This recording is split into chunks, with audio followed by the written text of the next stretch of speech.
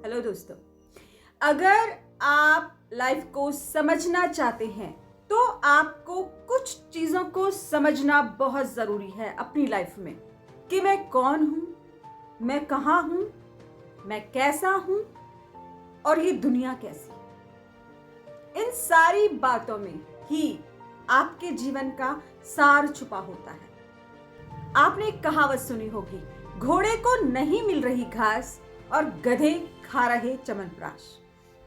ये एक हमारा पॉइंट ऑफ व्यू होता है अगले पर्सन के लिए जो हमारे सामने बहुत तरक्की कर रहा होता है, बहुत अपनी लाइफ को एंजॉय के साथ जी रहा होता है, उसको लाइफ में बहुत कुछ अचीव हो चुका होता है, लेकिन वो हमारी नज़र में गधा है, हमारी नज़र में, लेकिन ऊपर वाले की नज़र में वो गधा नहीं है। ये हमारा पॉइंट ऑफ व्यू होता है सामने वाले के लिए। ना ये ज़्यादा पढ़ा लिखा है, ना ये ज़्यादा समझदार है, इसको कुछ भी नहीं आता और आज इसकी लाइफ बहुत स्मूथ चल रही है। तो ऐसा क्यों? और मैं इतना पढ़ा लिखा हूँ, मैंने इतनी मेहनत की है, मेरे पास इतनी डिग्रीज हैं, लेकिन फिर भी मेरी लाइफ अच्छी नहीं चल रही है। ये हमारा पॉइंट ऑफ व्यू होता है। लेकिन इसका भी एक लॉ है, अगर सामने वाले को कुछ मिल रहा है, उसकी लाइफ बहुत अच्छी चल रही है, तो उस पर भगवान की कृपा है। वो कैसे? अब हमारी नजर में वो इंसान बिल्कुल बेकार है, लेकिन वो भगवान की नजरों में बहुत महान है। क्या पता वो लोगों को दुख ना पहुंचाता हो, क्या पता उसके अंदर बहुत दया की भावना हो, क्या पता वो दूसरों की मदद के लिए हमेशा तत्पर रहता हो, क्या पता वो किसी को अपनी जुबान से कुछ गलत ना बोलता हो, क्या पता वो लोगों की हमेशा मदद करता हो। और वहीं हम लोगों को दुख पहुंचाते हैं, हम लोगों के आंखों में आंसू लाते हैं, हम किसी को तकलीफ देते हैं। तो ये एक लॉ है, ये एक नियम है। जो अच्छा होगा, जो सच्चा होगा, जो लोगों की मदद करेगा, जो इस दुनिया में इंसानियत निभाएगा, वो कहीं ना कहीं खुश रहेगा, वो कहीं ना कहीं छोटी छोटी खुशियों में अपनी जिंदगी बिताएगा। दोस्तों, एक हमारा नजरिया होता है और एक ऊपर वाले का नजरिया होता है। हमारे नजरिए में जो इंसान बेवकूफ है, गधा है, वो भगवान के नजर में नहीं है, वो उस ऊपर वाले के नजर में गधा नहीं है, बेवकूफ नहीं है। तो यहाँ दो बातें ही चलती हैं, एक हमारा नजरिया, एक ऊपर वाले का नजरिया। हमारा नजरिया हम बता सकते हैं सामने वाले को, ऊपर वाले का नजरिया उसको आगे बढ़ाकर, उसको सक्सेसफुल बनाकर, उसको खुश रखकर दिखाई देता है। ऊपर वाला हमें हमारे व्यवहार से जज करता है, हम सामने वाले को उसके काम से जज करते हैं, उसके रुतबे से जज करते हैं, लेकिन ऊपर वाला हमको हमारे व्यवहार से जज करता है। जो अच्छे लोग होते हैं उनके अंदर दया भावना होती है, वो सोचते हैं कि हम किसी को दर्द ना दें, किसी की आंखों में आंसू ना लाएं, वो यही कोशिश करते हैं। तो वो ऊपर वाला देखता रहता है। जो बुरे लोग होते हैं वो चाहे समाज में कोई भी रुतबा रखते हो, लेकिन वो बुरे लोग बुरे ही रहते हैं। वो लोगों को चीट करते हैं, लोगों का विश्वास तोड़ते हैं, विश्वासघात करते हैं, नकली मुखौटे लेके घूमते हैं, और ये ऊपर वाला देखता रहता है। तो एक सीधा सच्चा इंसान और एक चालाक इंसान, इन दोनों में कौन सुखी रहता है? ऑफ कोर्स सीधा सच्चा इंसान ही सुखी रहेगा ना।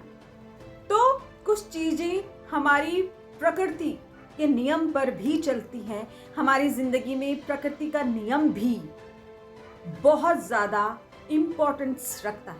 मैं ये नहीं बोलती कि आप दिन रात भगवान की पूजा करिए, आप घंटियां बजाइए, आप मंत्र तंत्र कीजिए, आप चौकी लगा के बैठ जाइए, इससे भगवान खुश नहीं होते।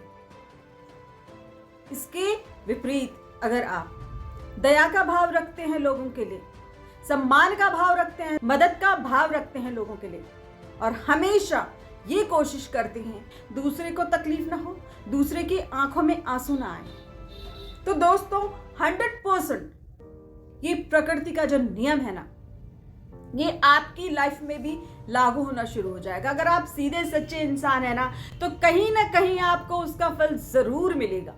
देर में सही मिलता जरूर है ब्याज के साथ। अगर आप अच्छा करते हैं तो ब्याज के साथ आपको अच्छाई मिलती है, देर सवेर होती है। और अगर आप बुरा करते हैं तो वही लौट कर आता है ब्याज के साथ। तो ये प्रकृति का नियम है जो हर इंसान की लाइफ में उसे जरूर मिलता है।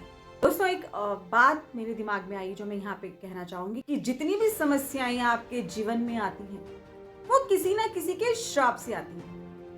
श्राप मतलब ये नहीं कि किसी ने लोटा लिया, उसमें पानी डाला और श्राप दे दिया आपको कि जा तेरा ये हो जाए, जा तेरा वो हो जाए। ऐसा नहीं बोल रही हूँ, वो उस श्राप की बात नहीं कर रही। अब फॉर एग्जाम्पल, हम किसी को मिलते हैं, उस बेचारे की जॉब नहीं लग रही है बहुत टाइम से, तो हमारे दो तरीके होते हैं पूछने के। एक, उसको ऐसे पूछते हैं, क्या यार इतनी दिनों से ट्राई कर रहा है, तुझे जॉब नहीं लग रही है, इतना पढ़ा लिखा है, तू तो ये बोलता था, तू तो वो बोलता था कि लाइफ में ये बनना है वो बनना है, अब तुझको एक जॉब नहीं लग रही है, ऐसा क्यों है यार, और हम उसका मजाक बना दें। तो क्या होगा उस वक्त, उस इंसान के दिल में क्या होगा?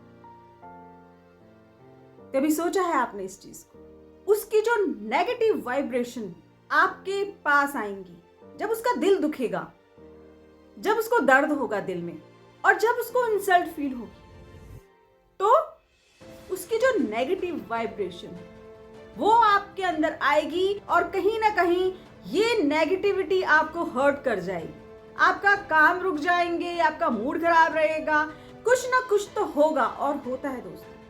वहीं अगर आप उस इंसान को बहुत पोलाइटली बोलते हैं कि कोई बात नहीं यार, जॉब नहीं लगी तो लग जाएगी जॉब, परेशान मत हो, सब लोग स्ट्रगल करते हैं, धीरे धीरे आगे बढ़ते हैं, चिंता मत करो, मैं भी कोशिश करूंगा तुम्हारे लिए जॉब देखने की।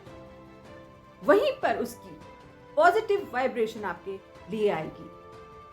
वो कहीं ना कहीं आपकी इन बातों से उसको थोड़ा सा सुकून मिलेगा कि चल यार कोई तो है मेरे साथ। तो ये होता है श्राप।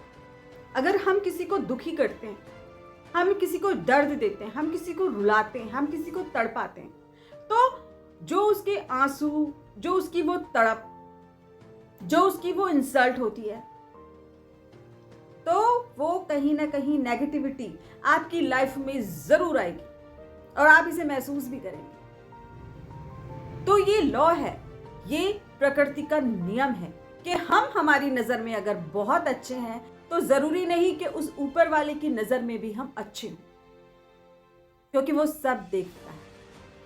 तो मेरे दोस्तों, ये सब कर्मा का खेल है।